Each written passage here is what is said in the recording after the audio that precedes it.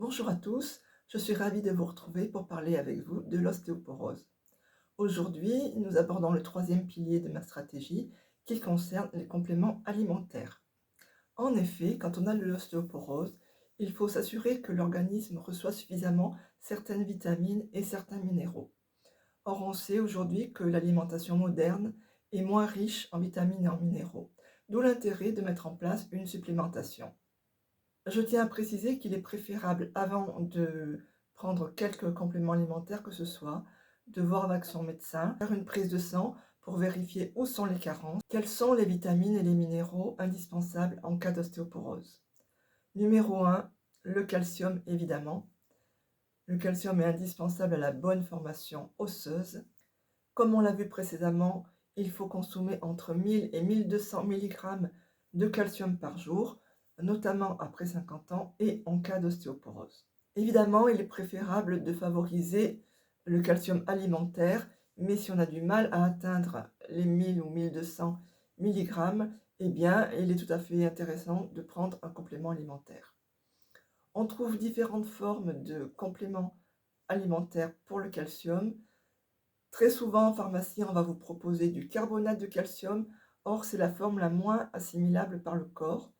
Donc, il est préférable de s'orienter vers le citrate de calcium ou le biglycinate de calcium.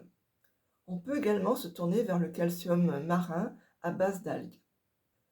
Complément alimentaire numéro 2, la vitamine D. Alors, d'une part, il paraît que nous sommes tous carencés en vitamine D, et d'autre part, dans le cas de l'ostéoporose, la vitamine D joue un rôle important car elle permet la bonne assimilation du calcium dans l'intestin afin qu'il puisse passer dans le sang pour atteindre nos os. Il faut prendre de la vitamine D2 ou D3 qui correspond à la vitamine D que l'on absorbe quand on prend le soleil. Sur la prise de sang, il faudrait avoir entre 50 et 60 nanogrammes par millilitre. Et donc, en fonction des résultats de votre prise de sang, vous pourrez savoir si vous devez prendre 1000 ou 2000, voire plus, unités de vitamine D par jour. Il est préférable de prendre un petit peu de vitamine D tous les jours plutôt qu'une grosse dose une fois par mois, car c'est beaucoup plus difficile à gérer pour le corps. On peut également prendre le soleil tous les jours, 20 minutes par jour. Il faut choisir le moment où les rayons de soleil sont obliques et non verticaux pour éviter un coup de soleil. Il faudra être vigilant et faire des prises de sang régulières pour vérifier son taux de vitamine D. En effet, il ne faut pas avoir un taux supérieur à 80 ou 100 nanogrammes par millilitre maximum, car ça devient nocif pour le corps. Le troisième complément alimentaire est la vitamine K2, un peu moins connue, mais très intéressante car elle a un rôle très important dans le métabolisme du calcium. En effet, elle permet de s'assurer que le calcium va dans les os et pas dans les artères ou les tissus mous. Il existe deux types de vitamine K2, la MK4 et la MK7. Je vous conseille la MK7 car elle a une durée de demi-vie plus longue et ça évite d'en prendre 3 fois par jour. On peut également consommer du natto, très riche en vitamine K2 MK7. Vous savez, ce sont les petits haricots de soja japonais avec un goût très particulier, mais on s'habitue très facilement. Le complément alimentaire numéro 4 est le magnésium. Le magnésium intervient dans de nombreuses réactions enzymatiques du corps et notamment dans le processus de la vitamine D et du calcium. Là aussi, plusieurs formes de magnésium et je vous conseille le magnésium biglycinate. La prise de magnésium est intéressante également quand on est un peu stressé pour favoriser le sommeil et cela permet également de réduire l'inflammation du corps. Voilà, donc là c'était les 4 compléments alimentaires les plus importants et je dirais même indispensables en cas d'ostéoporose. Il existe aujourd'hui beaucoup de compléments alimentaires.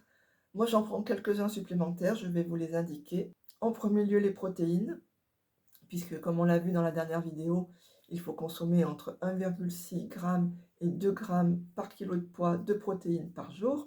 Donc si on n'arrive pas à ce taux-là avec l'alimentation, il peut être judicieux de prendre des protéines en poudre. Là également, on trouve des protéines animales et végétales, et je conseille les protéines animales puisqu'elles contiennent l'ensemble des acides aminés indispensables. Ensuite, le collagène. On perd du collagène dès l'âge de 25 ans. Donc une supplémentation peut être tout à fait logique. Et là, je vous conseille le peptide de collagène. Ensuite, le bore, un peu moins connu, c'est un oligo-élément essentiel à de nombreuses fonctions du corps et il a été prouvé dans plusieurs études qu'il favorise la formation osseuse. Et pour finir, la créatine. La créatine est une source d'énergie pour les muscles. Elle va aider à la formation des muscles et donc on sait que les muscles et les os sont liés. Bien évidemment, si on prend de la créatine sans faire d'exercice physique à côté, il ne va rien se passer. Il y a quelques études qui prouvent l'intérêt de la prise de créatine dans la formation musculaire, bien sûr, et dans la formation osseuse. Voilà pour cette vidéo. J'espère qu'elle vous aura intéressé. Si c'est le cas, merci de mettre un like, un petit pouce. Et si vous voulez être prévenu de la sortie de ma prochaine vidéo, il faut s'abonner et activer la petite cloche. Merci pour votre écoute. À bientôt.